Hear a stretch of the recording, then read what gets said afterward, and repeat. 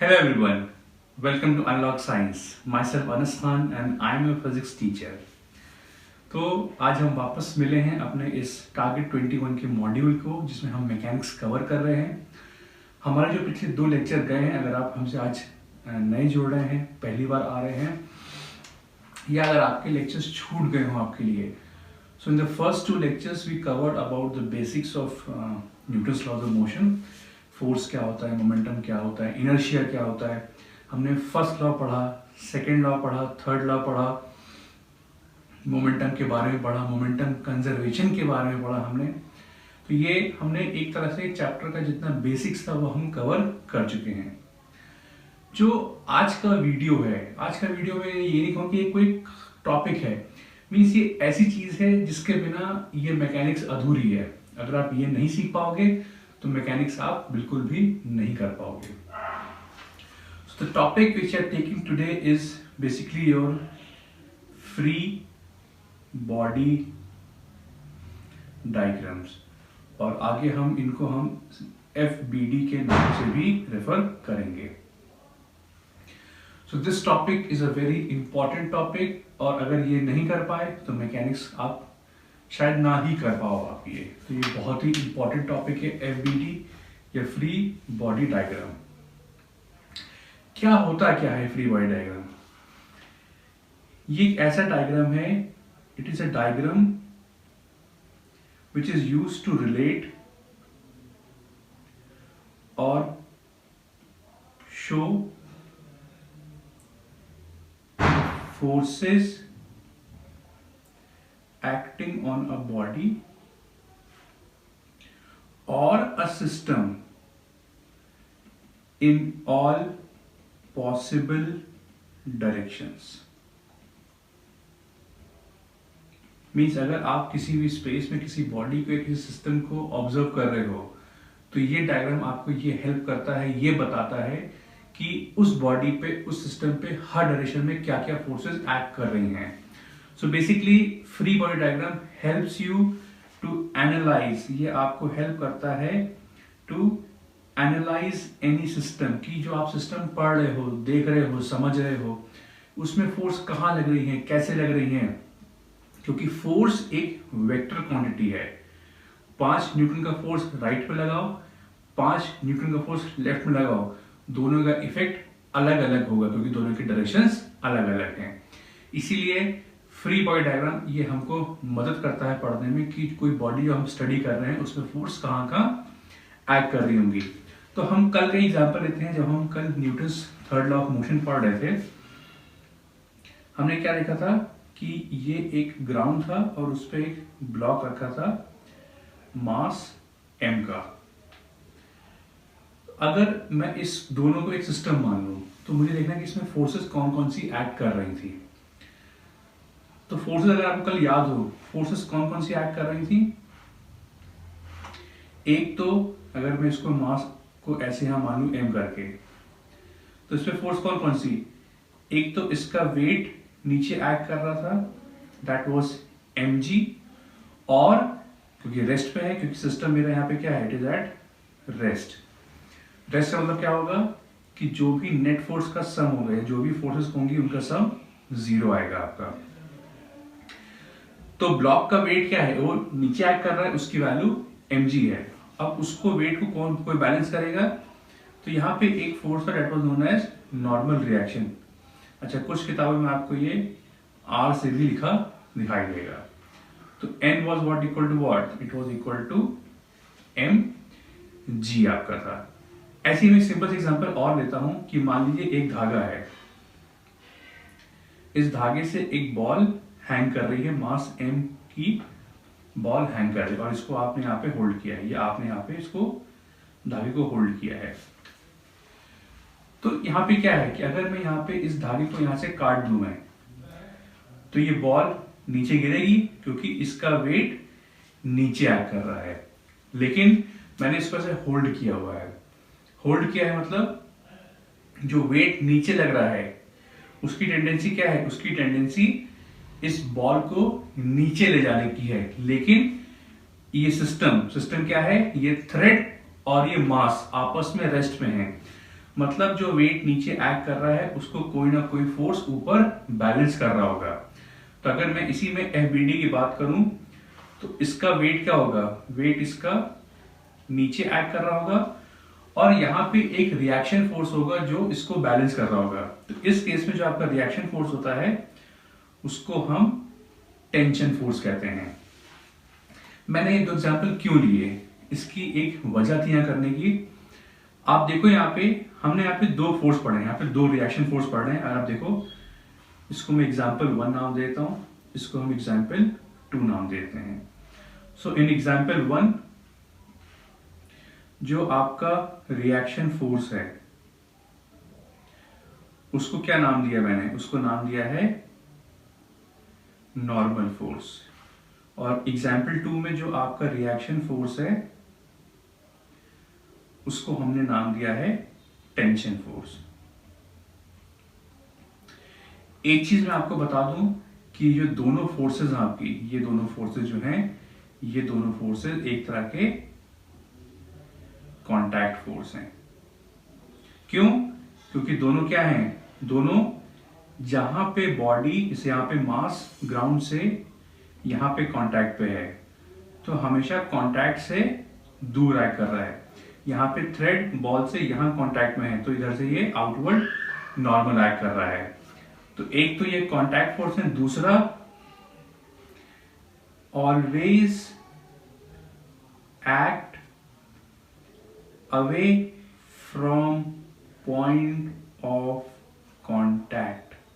इस बात पर ध्यान दीजिएगा, ये फोर्सेस हमेशा जो पॉइंट ऑफ कांटेक्ट होता है वहां से दूर एक्ट करते हैं। देख लो यहां भी ये दूर एक्ट कर रहे हैं। तो जब भी हम रिएक्शन फोर्स की बात करेंगे, चाहे वो नॉर्मल रिएक्शन हो, चाहे टेंशन फोर्स हो, चाहे फ्रिक्शन फोर्स हो, सॉरी, हमेशा वो बॉडी से दूर एक्ट करेंगे हमेशा वो। इस चीज का आप ध्यान रखिएगा इसके अंदर ये। तो अब इस कॉन्सेप्ट को हम आगे लेके चलते हैं तो हम इसमें चीजें थोड़ा सा और आपको ब्रीफ करते हैं। तो late us talk about pulley mass system और इसमें देखते हैं कि हम कैसे यहाँ पे हम फ्री बॉडी डायग्राम को ड्रॉ कर सकते हैं। तो सपोज मैंने यहाँ पे एक ये लिया है पुली और इससे एक मास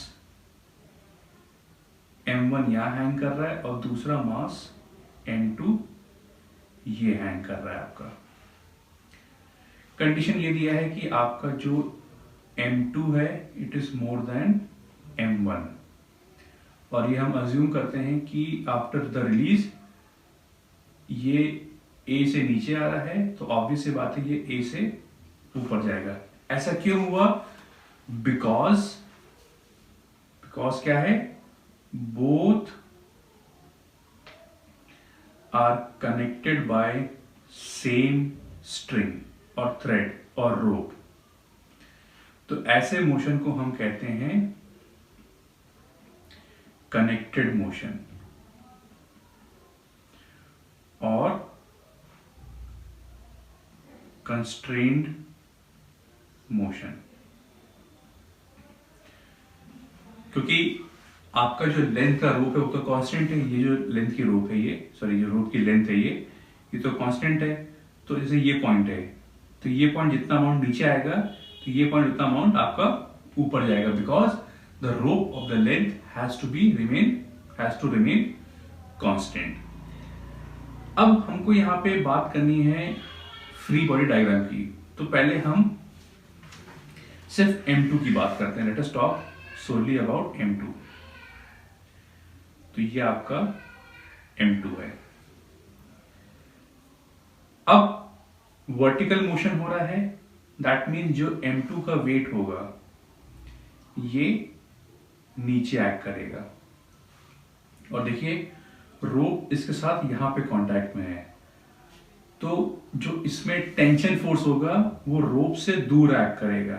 तो ये कुछ इस तरफ एक्ट करेगा बिकॉज कांटेक्ट फोर्सेस और reaction forces always acts away from normal. तो ये आपका पॉइंट ऑफ कांटेक्ट है, इससे दूर एक्ट करेगा आपका। तो इस पे जो टेंशन फोर्स होगा आपका वो कुछ इस तरफ एक्ट करेगा। और हमने कल ही पढ़ा है कि net force is what, it is equal to mass into acceleration. तो M2 में क्या करेंगे हम लोग, अब हमने यहाँ पे M2 पे लगने वाले सारे फोर्सेस ड्रॉ कर लिए हैं। अलोंग द हॉरिजॉन्टल एक्सिस कोई भी फोर्स पे एक्ट नहीं कर रही हैं, जो भी फोर्सेस हैं इस पे अलोंग द वर्टिकल एक्ट कर रही हैं। अब हमको इन दोनों फोर्सेस का वेक्टर एडिशन करना है। वेक्टर मतलब हमको डायरेक्शन असाइन करना होगा। आपको अजम्पशन ये लेना है कि जो डायरेक्शन ऑफ एक्सेलरेशन है वो पॉजिटिव होगा। मतलब जैसे यहाँ पे नीचे आ रहा है तो ये डायरेक्शन पॉजिटिव होगा और इसके लिए ये डायरेक्शन पॉजिटिव होगा। तो M2 में क्या है, आपका डाउनवर्ड डायरेक्शन पॉजिटिव है। दैट मीन्स ये वेट, ये फोर्स पॉजिटिव होगा, ये फोर्स नेगेटिव होगा। तो क्या कैसे लिखोगे, sum of all the forces, M2G plus of minus T। तो ये आपका नेट फोर्स आ गया मास 2 के ऊपर, और नेट फोर्स क्या होता है, equal to mass into acceleration. तो इक्वेशन क्या बन गई, M2G minus T is equal to M2A। ये आपकी इक्वेशन नंबर 1 बन गई आपकी। Now let us go to mass M1। अगर मैं M1 को देखूं तो आपका M1 क्या है, वो ऊपर आ रहा है, तो उसका वेट कहां एक्ट करेगा, उसका वेट हमेशा वर्टिकल डाउनवर्ड एक्ट करता है। इसमें रोप का पॉइंट ऑफ कांटेक्ट ये है, तो टेंशन इससे दूर एक्ट करेगा आपका। तो टेंशन फोर्स आपका, तो ये आपका बन गया टेंशन फोर्स बन गया आपका ये। Now since it is moving upwards, तो ऊपर का डायरेक्शन पॉजिटिव होगा, नीचे का डायरेक्शन नेगेटिव होगा। तो यहां पर टेंशन आपका ऊपर एक्ट कर रहा है और वेट आपका नीचे एक्ट कर रहा है। तो क्या लिखोगे, T plus of minus M1G is equal to M1A। क्यों, क्योंकि ये आपका बन गया नेट फोर्स किसका, M1 का, और नेट फोर्स क्या होता है, मास इनटू एक्सेलरेशन। M1 की बात कर रहे हो तो यहाँ पे मास M1 लोगे, तो ये क्या बन जाएगा, T minus M1G is equal to M1A। ये आपका इक्वेशन नंबर 2 बन गया। इसको आप लेबल कर लीजिए, this is your equation number 2। तो अब अगर मैं इन दोनों इक्वेशंस को अलग अलग लिखूं मैं यहाँ पे, तो हमारी इक्वेशन नंबर 1 क्या थी, it was M2G minus T is equal to M2A, और 1 क्या थी, T minus M1G is equal to M1A। इन दोनों इक्वेशंस को आप ऐड कर दीजिए। ऐड करने पे क्या होगा, ये टर्म आपके कैंसिल हो जाएंगे। ये बन जाएगा M2G minus M1G is equal to M1A plus M2A। G यहाँ पे कॉमन ले लीजिए, ये बन जाएगा M2 minus M1, A common ले लीजिए, M1 प्लस M2। तो यहाँ पे एक्सेलरेशन क्या जाएगा, G times M2 minus M1 upon M2 plus M1। तो ये आपका एक्सेलरेशन का वैल्यू बन जाएगा आपका ये। So this is the value of acceleration of this pulley mass system. अब हमको निकालना है टेंशन, तो हम क्या करें, इस A की वैल्यू को चाहे तो इसमें पुट कर दें या चाहे तो हम इसमें पुट कर दें। तो हम इसको एक इक्वेशन लेके चलते हैं। तो इस इक्वेशन से T का वैल्यू क्या बनेगा, T का वैल्यू बन जाएगा M1A प्लस M1G। तो M1 कॉमन ले लेते हैं, ये बन जाएगा G प्लस A बन जाएगा। अब इसमें हम A का वैल्यू पुट कर देते हैं। तो A का वैल्यू क्या है, G M2 minus M1 upon M2 plus M1। फिर अंदर हम एलसीएम ले लेते हैं, तो क्या बन जाएगा, M2G plus M1G plus M2G minus M1G upon M2 plus M1। देखिए M1G और M1G कैंसिल हो गया। ऊपर क्या बन जाएगा, ऊपर बन जाएगा 2 M2G बन जाएगा, नीचे बन जाएगा M1 plus m2, therefore tension का वैल्यू आ गया 2m1 m2 by m1 plus m2 times g, आपका आंसर हो गया ये। So with the help of free body diagram हमने यहाँ पे एक्सेलरेशन और टेंशन की वैल्यू को कैलकुलेट कर लिया हमारा ये। तो बेसिकली हमको यहाँ पे देखना है कि हम किस सिस्टम को स्टडी कर रहे हैं और उस पर क्या क्या फोर्सेस एक्ट कर रहे हैं, हम उनको ड्रॉ करना है। तो आइए हम इसमें एक एग्जांपल और लेते हैं कि सपोज अब ये ऐसे ना बनते हुए हमारा सिस्टम अब कुछ ऐसा बन गया आपका। सपोज ये है एक इंक्लाइन प्लेन है आपका, थीटा एंगल है, यहाँ पे एक पुली लगी हुई है, एक मास m1 ऐसे हैंग कर रहा है आपका और दूसरा मास m2 आपका कुछ ऐसे रखा हुआ है, और दिया ये है कि ये A से नीचे आ रहा है और ये A से आपका ऊपर जा रहा है, ये आपको गिवन है ये। Now we have to study about both the masses individually, तो हमको यहाँ पे दोनों के फ्री बॉडी डायग्राम ड्रॉ करने हैं हमको यहाँ पे। तो पहले हम m2 की बात करते हैं। So let us talk about for m2। तो उसको वापस हम ड्रॉ करें। तो ये मेरा इंक्लाइन प्लेन है। अच्छा, अभी हम यहाँ पे फ्रिक्शन नेगलेक्ट किया हुआ है क्योंकि हमने फ्रिक्शन नहीं पढ़ा है। अब अगली क्लास में हम फ्रिक्शन पढ़ लेंगे, तो आप फ्रिक्शन को भी इसमें इंक्लूड करना पड़ेगा आपको। तो फोर्सेस ड्रॉ करते हैं। तो देखिए, पहली फोर्स जो वेट होता है, चाहे ब्लॉक ग्राउंड पे ऐसे रखा हो, चाहे ब्लॉक इंक्लाइन पे ऐसे रखा हो, वेट हमेशा वर्टिकल डाउनवर्ड एक्ट करेगा। तो बॉडी का ओरिएंटेशन चाहे ऐसे हो चाहे ऐसे हो, वेट हमेशा नीचे ही एक्ट करेगा। ये बात दिमाग में बैठा लीजिए, बॉडी का ओरिएंटेशन जैसा भी हो, आपका वेट हमेशा वर्टिकल डाउनवर्ड एक्ट करेगा। तो इसमें वेट कहां चला गया आपका? वेट आपका m2g नीचे आ गया। अब बात आती है नॉर्मल रिएक्शन की। जो नॉर्मल रिएक्शन होता है वो हमेशा पॉइंट ऑफ कांटेक्ट से नॉर्मल होता है। तो यहाँ पे बॉडी कहां से कांटेक्ट है? इस पे कांटेक्ट पे है, तो हम इस पे ड्रॉ करेंगे परपेंडिकुलर। यहाँ पे देखो, यहाँ पे पॉइंट ऑफ कांटेक्ट ये है, तो इसका नॉर्मल है देखो। तो यहाँ पे पॉइंट ऑफ कांटेक्ट क्या है? यहाँ पे पॉइंट ऑफ कांटेक्ट ये है, तो इसका नॉर्मल ये होगा। तो जो आपका नॉर्मल फोर्स है, it will act in this direction. अब ये अगर एंगल थीटा है, तो इसको हम यहाँ पे इस वेट को अब हम रिजॉल्व कर सकते हैं। अब इसको ध्यान से देखना, बहुत ध्यान से। ये थीटा है, इसको देखो,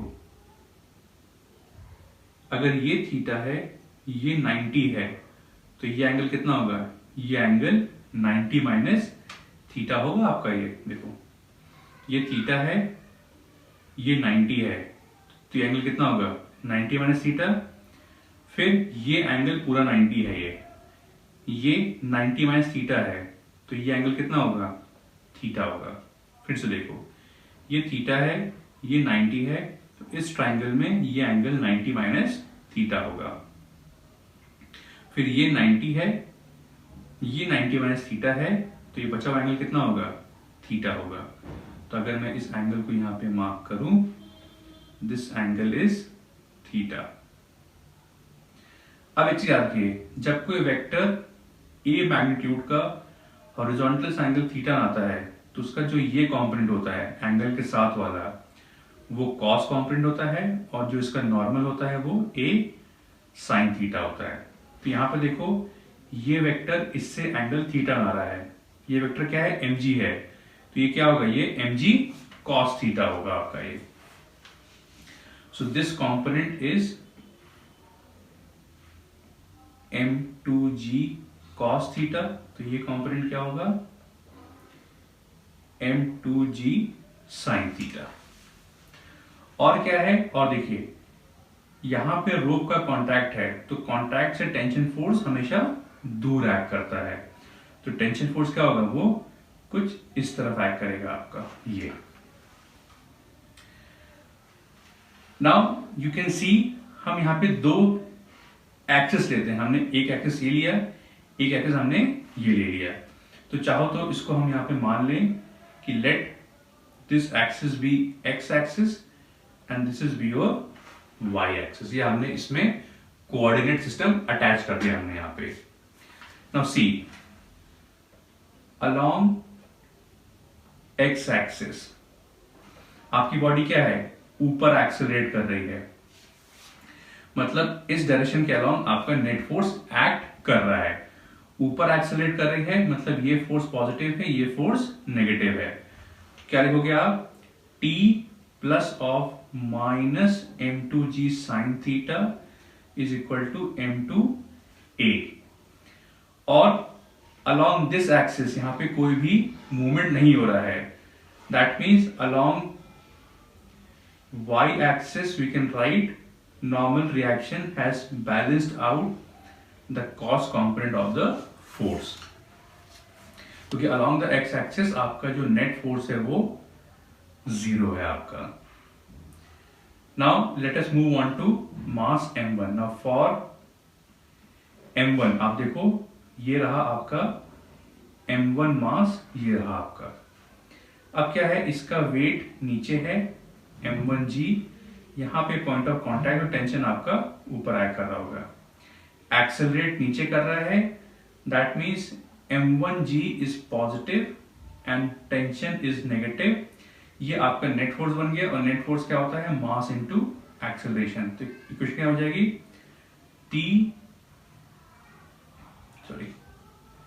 इक्वेशन बन जाएगी आपकी m1g minus t is equal to m1a। आपकी एक इक्वेशन ये बन गई हमारी, और एक हमारी इक्वेशन ये बन गई हमारी।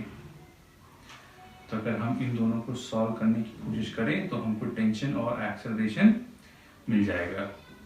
सॉल्व अब आप कर सकते हैं, उसमें कुछ नहीं करना है। एक इक्वेशन t निकाले, उसमें पुट कर दिए, आपको t मिल जाएगा, एंड सिमिलरली आप a निकाल सकते हो। हमारा बस पर्पस यहाँ पे था कि how to draw your free body diagram, ही हम हमारा बताने का यहाँ पे पर्पस था आपका ये।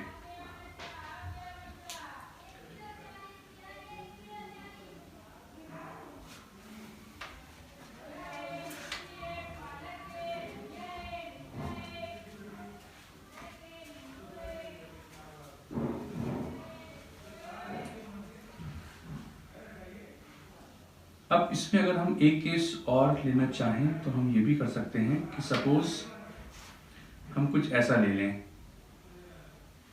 कि हमने एक यहाँ पे एक लिया, यहाँ पे एक मास रखा हुआ है, यहाँ पे एक पुली है, एक थ्रेड जा रहा है, यहाँ पे एक मास है, ये इसको m1 मान लो, इसको m2 मान लो, एंड सपोज ये नीचे a से आ रहा है और ये a से राइट में जा रहा है बिकॉज ऑफ कंस्ट्रेंट मोशन। तो आइए इसको हम फटाफट ड्रॉ करते हैं। फॉर मास m1, तो m1 का जो वेट होगा, वेट कहाँ होगा, वेट आपका नीचे एक्ट करेगा, और टेंशन क्या होगा, यहाँ पे कांटेक्ट है तो टेंशन इसका इससे दूर एक्ट करेगा। तो tension will act in this direction. नीचे आ रहा है, हम क्या लिखेंगे, m1g minus t is equal to m1a। Mass m2 की बात करते हैं। m2 आपका ओरिएंटेशन हॉरिजॉन्टल है, तो क्या है, इस पे यहां पे कांटेक्ट है तो टेंशन आपका ये एक्ट कर रहा होगा, ये टेंशन है। वेट क्या होगा, वेट इसका m2g नीचे एक्ट करेगा, यहाँ पे ग्राउंड से कांटेक्ट में है तो एक कांटेक्ट फोर्स आपका ऊपर भी एक्ट करेगा जिसको हम कहेंगे नॉर्मल रिएक्शन। अब देखो इसका मोशन इस एक्सिस के अलोंग नहीं हो रहा है, मतलब अलोंग वर्टिकल जो आपका नेट फोर्स है वो 0 है, that means n is equal to m2g है। और अलोंग द हॉरिजॉन्टल एक लौती फोर्स t है, t क्या बन जाएगा, m2 टाइम्स a बन जाएगा आपका। तो इस t को हम यहां पुट कर देते हैं इसके अंदर, तो क्या बन जाएगा, m1g minus m2a is equal to m1a।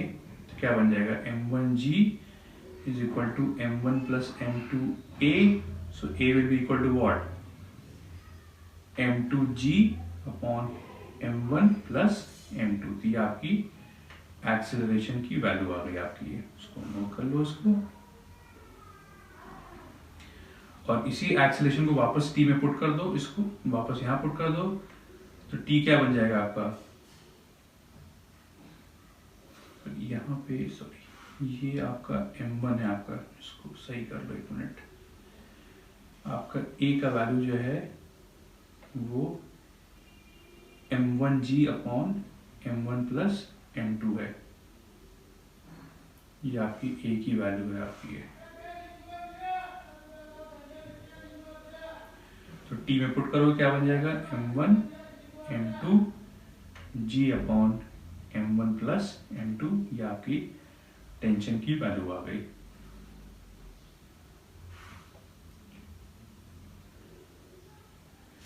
तो मैंने यहाँ पे आपको कुछ बेसिक से आपको फ्री बॉडी डायग्राम बताए हैं मैंने आपको। इसमें केस बहुत सारे बनते हैं, तो हम उसको केस की तरह नहीं पढ़ेंगे। बस हमारा पर्पस बस ये था कि कैसे एनालाइज करते हैं फ्री बॉडी डायग्राम। तो पहला स्टेप क्या है, सबसे पहला स्टेप अगर मैं लिखूं मैं, तो for free body diagram step 1 is identify your system. सबसे पहला काम है आप अपने सिस्टम को आइडेंटिफाई करिए। आप किसको स्टडी करना चाह रहे हैं सिस्टम के अंदर। सिस्टम में बहुत सारी बॉडीज आ जाएंगी, तो पहले pick out the body which you are intending to apply Newton second of motion. उसके बाद identify the forces acting on body in all directions. आपने सिस्टम चूज कर लिया, अब उस सिस्टम में आपको जिस बॉडी को एनालाइज करना है उस बॉडी पे लगने वाले हर फोर्स को ड्रॉ करिए और हर डायरेक्शन में ड्रॉ करिए उसको, कि कौन कौन सी फोर्स कहां कहां एक्ट कर रही हैं। उसके बाद apply F is equal to ma to each direction. यह आपका तरीका है to approach for free body diagram. यह आपकी फ्री बॉडी डायग्राम की अप्रोच है कि पहले सिस्टम को आइडेंटिफाई करें, फिर सिस्टम में हमें जिस बॉडी को स्टडी करना है उस पे लगने वाली हर फोर्सेस को ड्रॉ करें, चाहे वो x डायरेक्शन में हो, y में हो, z में हो। You draw all the forces acting on that body in all possible direction. फिर क्या करना है, हर डायरेक्शन में you apply F is equal to ma। अगर मूव नहीं कर रहा होगा तो उस डायरेक्शन में आपका नेट फोर्स 0 बन जाएगा, तो एक्सेलरेशन आपका 0 आ जाएगा। बाकी जो हमने जो साइन कन्वेंशन माना है, जब हम सवाल लगाएंगे, साइन कन्वेंशन ये है हमारा कि डायरेक्शन ऑफ एक्सेलरेशन को हमने पॉजिटिव लिया हुआ है। So the direction of acceleration is taken positive. तो जो जो फोर्सेस एक्सेलरेशन के अलोंग लग रही होंगी उसको हम पॉजिटिव लेंगे, और जो जो उसके ऑपोजिट लग रही होंगी उनको हम नेगेटिव लेंगे। तो ये कुछ छोटी सी बातें, यहाँ पे 4 पॉइंट है, इनको आप ध्यान रखिएगा, इनको प्रैक्टिस करिए। बाकी ये आपका थ्योरी पार्ट होने के बाद we will take up all the numerical part. इसमें हम जितने क्वेश्चंस होंगे उसको आप कराएंगे, जितने पॉसिबल क्वेश्चंस बनते हैं इसमें वो हम आपको सब कवर कराएंगे। बाकी जो हमारी ये वीडियो थी, हमने यहाँ पे कुछ केस लिए हैं, सब केस नहीं लिए हैं। बस हमारा मेन पर्पस था कि how to draw free body diagram. अभी इसमें से हमारा फ्रिक्शन मिसिंग था। अगले लेक्चर में जब हम फ्रिक्शन पढ़ा लेंगे, हम उसमें फिर इन्हीं में फ्रिक्शन को जोड़ के आपको दिखाएंगे कि how to approach these same questions while having friction in the system. तो friends, this was all about the basic knowledge of free body diagram. इसमें सवाल बहुत सारे बनते हैं, बहुत सारे केस बनते हैं। जब हम सवाल करेंगे तो उनको हम एक एक करके डिस्कस करते जाएंगे। तो आई होप आपको ये लेक्चर समझ में आया होगा। And if you have any doubt regarding this, आपके पास कोई सजेशन है तो हमको प्लीज आप कमेंट सेक्शन में लिख के बताएं, ताकि हम इसमें और इम्प्रूवमेंट कर सकें आगे आने वाले लेक्चर्स के लिए। और आपको पसंद आया हो तो आप हमें लाइक करें, और आपके दोस्त वगैरह हैं, आपके और जानने वाले हैं जो हमारे वीडियो से बेनिफिट पा सकते हैं, please do share this video among them. And अगर आप नए जुड़ रहे हैं, आप किसी को रिकमेंड कर सकते हैं, तो please do help in subscribing to the channel, ताकि हम आपके लिए और वीडियोस बना सकें। So friends, in the next lecture we will take up friction and banking of roads, जिसमें हम एक टॉपिक और लाएंगे, दैट इज सूडो फोर्स। काफी इंपॉर्टेंट टॉपिक है, काफी हेल्पफुल टॉपिक है, तो आप हमारे साथ बने रहिए। And friends, stay tune, stay focus, keep working hard, and may you excel in your NEET and JEE examinations. Thank you very much.